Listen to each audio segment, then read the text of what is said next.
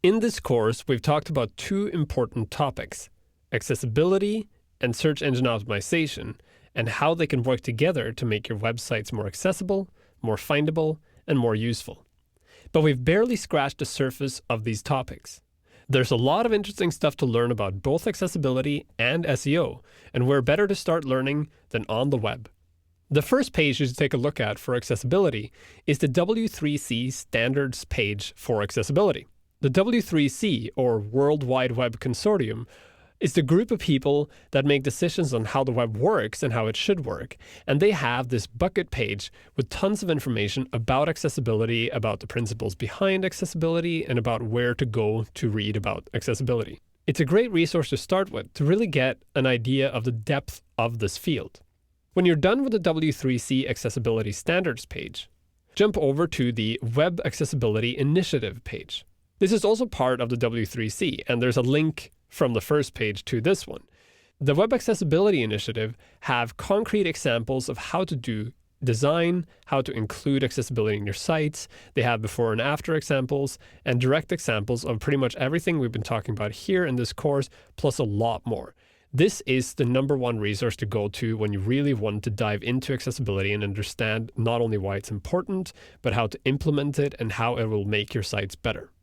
As for search engine optimization, there are a million resources, and there's a lot of confusion about what it is and how it works. This is because the search engines change all the time, and search engine optimization companies are always trying to figure out how the search engines work so that they can optimize their sites for them and trick them into giving you better results. My approach to search engine optimization is that if I create quality content and mark it up right and make it accessible to the search engines, they will get good ranking on search engines. And truth be told, this actually works just as well as using some black magic to make your websites more search engine friendly.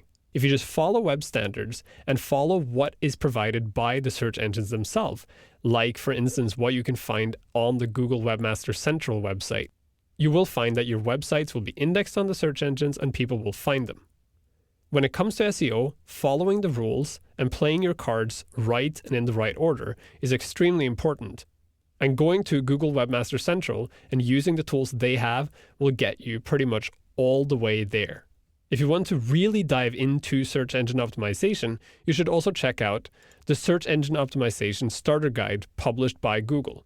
This is a PDF document you can download and read that outlines not only what search engine optimization is, but also how search engines work and how your website interacts with them and they interact with your website to give you a firm understanding of how this all works.